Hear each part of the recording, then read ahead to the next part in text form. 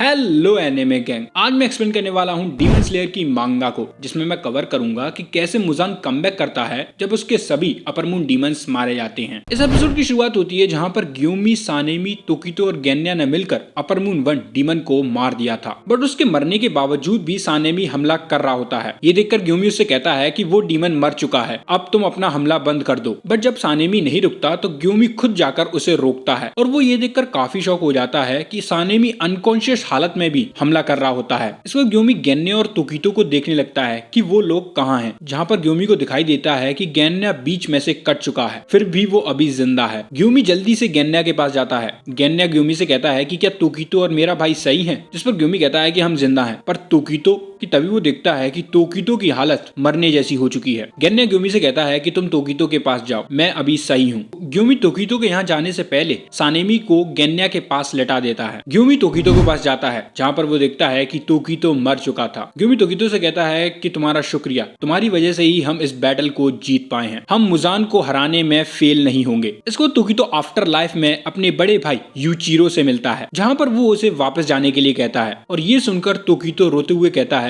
ऐसा क्यों? मैंने तो बहुत मेहनत करी थी, तुम मुझे शाबाशी क्यों नहीं दे रहे हो? जिस पर उसका बड़ा भाई भी रोते हुए कहता है कि तुम सिर्फ अभी 14 साल के हो, इतनी छोटी उम्र में मरना सही नहीं है। इसके बाद तोकितो यूचिरो से कहता है कि तुम तो सिर्फ 11 साल की उम्र में मर गए थे, मुझे खुद से ज्यादा तुम्हारे लिए दुख है, और मैंने जिस चीज के लिए जन्म लिया था वो मुझे मिल चुकी है, जो कि थी खुशी। और फिर तोकितो कहता है कि मैं खुश था जब हम एक साथ रहते थे, बट जब तुम सब मारे गए तो मैं अकेला रह गया। बट उसकी कुछ सालों बाद मेरे दोस्त बन गए, जिनकी वजह से मैं हमेशा खुश रहता था। और फिर वो यूचिरो से रोते हुए कहता है कि मुझे उससे कुछ फर्क नहीं पड़ता कि और लोग क्या कहते हैं, बट तुम तो मेरे बारे में ऐसा मत कहो। और फिर वो दोनों गले लगकर रोने लगते हैं। इधर जैसे ही सानेमी को होश आता है, वो गेन्या की ऐसी हालत को देखकर पागल हो जाता है। सानेमी भी समझ जाता है कि गेन्या मरने वाला है, और वो चिल्लाते हुए कहता है कि चिंता मत करो, मैं तुम्हें बचा लूंगा, तुम्हारा बड़ा भाई इसे कैसे न कैसे सही कर देगा। और ये देखकर गेन्या रोते हुए कहता है, मुझे माफ कर देना सानेमी, मैंने तुम्हें क्रिटिसाइज किया था एक बार, और मैंने तुम्हें जितनी भी तकलीफ दी थी उस सब के लिए मैं तुमसे माफी मांगता हूँ। जिस पर सानेमी रोते हुए कहता है, तुमने मुझे एक भी बार परेशान नहीं किया, तुम मेरे सामने ऐसे नहीं मर सकते। और फिर गेन्या ये कहकर राख बन जाता है कि तुम इस दुनिया के सबसे अच्छे भाई हो। और ये सुनकर सानेमी बहुत ज्यादा रोने लगता है। ग्यूमी आकर उसे संभालता है और कहता है कि अब अपना सिर ऊंचा करो, अभी हमारी लड़ाई खत्म नहीं हुई है, हमें मुजान को हराना है। इधर ये खबर पूरे इन्फिनिटी कासल में फैल जाती है कि गेन्या और तोकितो दोनों मारे गए हैं। और ये खबर सुनकर सबसे ज्यादा दुख तांजीरो को होता है, और वो सोचता है कि भले ही मैं सन ब्रीथिंग का सक्सेसर नहीं हूँ, फिर भी मैं लड़ूंगा। इसको हमें पता चलता है कि रेंगोकू के भाई ने जो लेटर भेजा था वो तांजीरो को मिल जाता है। उस लेटर में लिखा था कि हिनोकामी कागोरा के अंदर 13 फॉर्म होती है, बट तांजीरो को सिर्फ 12 फॉर्म्स मालूम थी। और फिर तांजीरो सोचता है कि इससे कुछ फर्क नहीं पड़ता, मुझे मुजान को हराना ही होगा सबके लिए। इधर मास्टर के बेटे कीरिया को दिखाया जाता है, जिसको पता चल गया होता है कि मुजान वापस आने वाला है। उसकी दोनों बहनें बताती हैं कि मुजान के पास पहली स्क्वाड और दूसरी स्क्वाड पहुंचने वाली हैं। और ये सुनते ही कीरिया उन्हें रुकने के लिए कहता है। वो कहता है उनको मुजान के पास मत भेजो, हशिराज के आने का इंतजार करो। बट अब बहुत देर हो चुकी थी, क्योंकि स्क्वाड 1 और स्क्वाड 2 मुजान के यहाँ पहुंच चुकी थी। हम देखते हैं कि मुजान बड़े ही क्रीपी टाइप के शेल के अंदर बंद होता है। अब ये सब मिलकर इस क्रीपी सी दिखने वाली चीज को काटने की कोशिश कर रहे होते हैं कि तभी इनके पास भी ये ऑर्डर आ जाता है कि इनको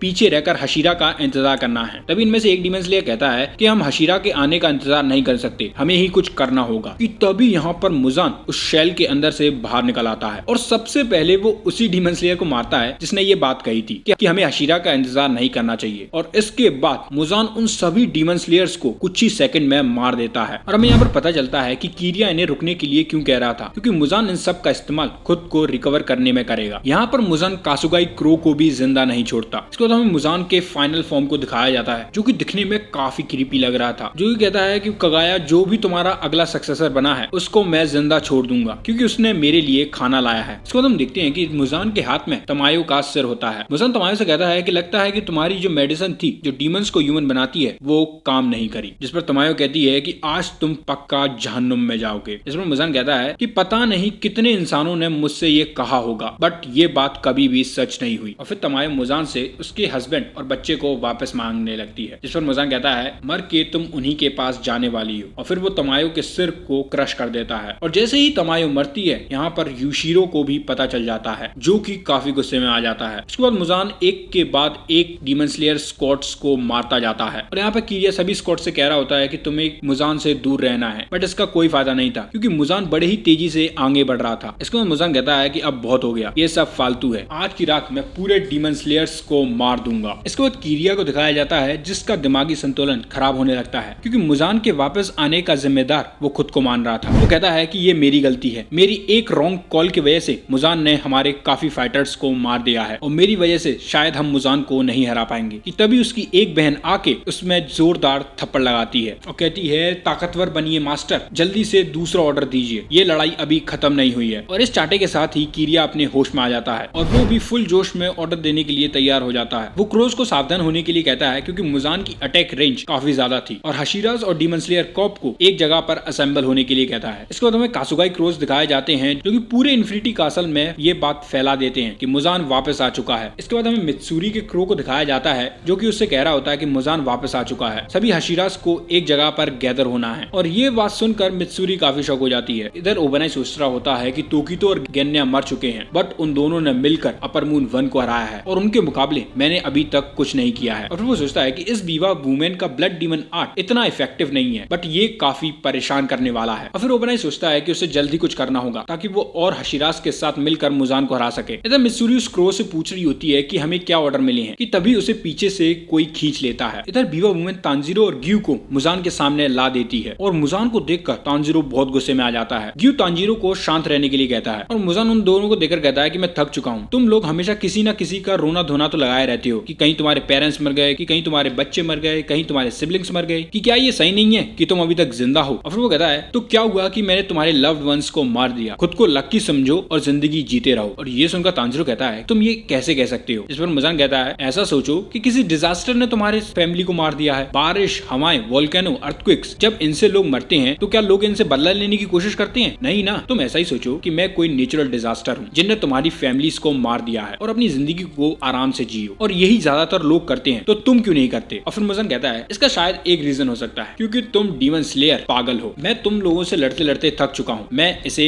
एंड करना चाहता हूँ। ये सुनकर तांजीरो बड़े ही गुस्से में कहता है मुजान हम तुम्हें और जिंदा नहीं रहने दे सकते। तांजीरो कहता है कि आज तक मुझे इतनी हेट्रेड महसूस नहीं हुई, ये पहली बार है कि मैं इतना ज्यादा गुस्से में हूँ, वो तुम्हारी वजह से है मुजान। और फिर तांजीरो सोचता है कि भले ही हम इसका सिर काट दें ये नहीं मरेगा, हमें कैसे न कैसे इसे सनलाइट में ले जाना होगा। इसको तांजीरो सोचता है कि हमें इसको तब तक रोक के रखना होगा जब तक यहाँ पर और हशीराज नहीं आ जाते और फिर हम सबको मिलकर इसको ऊपर सनलाइट में ले जाना होगा। कि तभी मुजान इन दोनों पर अपने हाथों से हमला करने लगता है जिनको वो काफी ज्यादा स्ट्रेच कर देता है। ग्यू मुजान के आर्म्स को डेड काल्म से रोकने की कोशिश करता है बट इसका कोई फायदा नहीं था। मुजान के आर्म्स एक ब्लेड जितने शार्प थे और उनकी अटैक करने की रेंज इनक्रेडिबल थी। यहाँ पर तांजीरो मुजान के अटैक्स को देख भी नहीं पा रहा था, वो इन्हें डॉज करने के लिए सिर्फ तुक्का लगा पा रहा था। तांजीरो बड़ी ही मुश्किल से मुजान के पास पहुंच जाता है और वो जैसे ही उसकी गर्दन को काटने वाला था मुजान उसकी आंख पर एक तगड़ा कट लगा देता है। और फिर जैसे ही मुजान तांजीरो को खत्म करने के लिए एक हमला करता है, ग्यू सही टाइम पर आकर तांजीरो को बचा लेता है। ग्यू तांजीरो से कहता है कि उसके पास मत जाओ, हमें उसे काटना नहीं है, वो किसी अपर मून से भी बहुत ताकतवर है। अब ग्यू सोचता है कि यहाँ पर कोई भी शील्ड नहीं है जिसके पीछे हम छुप सके। अब मुजान भी समझ जाता है कि ये लोग टाइम निकालने की कोशिश कर रहे हैं जिससे सनलाइट से ये मुझे मार सके, बट मुजान कहता है कि इस कासल के अंदर सनलाइट नहीं आ सकती और 3 हशीरा क्या ही कर लेंगे मेरा। और ये सुनकर तांजीरो और ग्यू दोनों शॉक होते हैं। इसके बाद मुजान बताता है कि जो हशीरा स्ट्रिप्ड हाउरी पैरा था और जो कि गर्ल हशीरा थी, उन दोनों को मेरी साथी ने मार दिया है। और हम देखते हैं कि नाकिमा के सामने ओबनाई और मित्सुरी मरे हुए पड़े थे। इसके बाद मुजान फिर से तांजीरो और ग्यू पर हमला करने लगता है और तांजीरो और ग्यू फुल कोशिश करते हैं कि वो मुजान के अटैक से बच सके। अब तांजीरो की एक आंख कट चुकी थी तो वो सोचता है कि अब वो अपनी स्मेल की मदद से मुजान के अटैक्स को डॉज करने की कोशिश करेगा और वो ट्रांसपेरेंट वर्ल्ड टेक्निक का इस्तेमाल करने जाता है। बट मुजान के अटैक्स की स्पीड इतनी ज्यादा थी कि ट्रांसपेरेंट वर्ल्ड का भी कुछ फायदा नहीं था। कि तभी तांजीरो भागते हुए एक दीवार से टकरा जाता है और उसी टाइम पर मुजान तांजीरो पर हमला कर देता है। तांजीरो पर ये अटैक लगने ही वाला था कि तभी यहाँ पर मित्सुरी आ जाती है जिसे देखकर मुजान और ग्यू दोनों काफी शॉक हो जाते हैं। मित्सुरी आकर लव ब्रीथिंग की 6th form cat legged winds of love का इस्तेमाल करती है, बट भैया मुजान भी कम नहीं होता, वो उसके इस अटैक को बड़े ही आसानी से खारिज कर देता है। और जब मित्सुरी मुजान के इस फॉर्म को देखती है तो वो काफी डर जाती है। और इधर तांजीरो को ओबनाई ने बचा लिया था और तांजीरो हमेशा की तरह ओबनाई से कहता है कि शुक्र है कि तुम और मित्सुरी जिंदा हो। जिस पर ओबनाई कहता है दूसरों की चिंता करने से पहले खुद के बारे में सोचो। अब मुजान काफी शौक होता है क्योंकि उसने तो देखा था कि ये दोनों मर चुके हैं और फिर वो नाकिमे से पूछता है कि तुम कर क्या रही हो। और यहाँ पर हमें पता चलता है कि हकीकत में नाकिमे को यूशिरो कंट्रोल कर रहा है। और फिर यूशिरो मुजान से कहता है कि तुमने इस दुनिया का सबसे बड़ा पाप तमायो को मार कर करा है। मैं लेडी तमायो का बदला तुमसे लेके रहूंगा। और तभी यहाँ पर पूरा इन्फिनिटी कासल ऊपर की ओर जाने लगता है और जैसे ही इन्फिनिटी कासल ऊपर की ओर जाता है उसकी फोर्स की वजह से सभी हशीरास को काफी दिक्कत होने लगती है। बट मित्सुरी खुद को संभाल कर मुजान पर हमला करने के लिए आगे बढ़ती है। बट जैसे ही वो मुजान को देखती है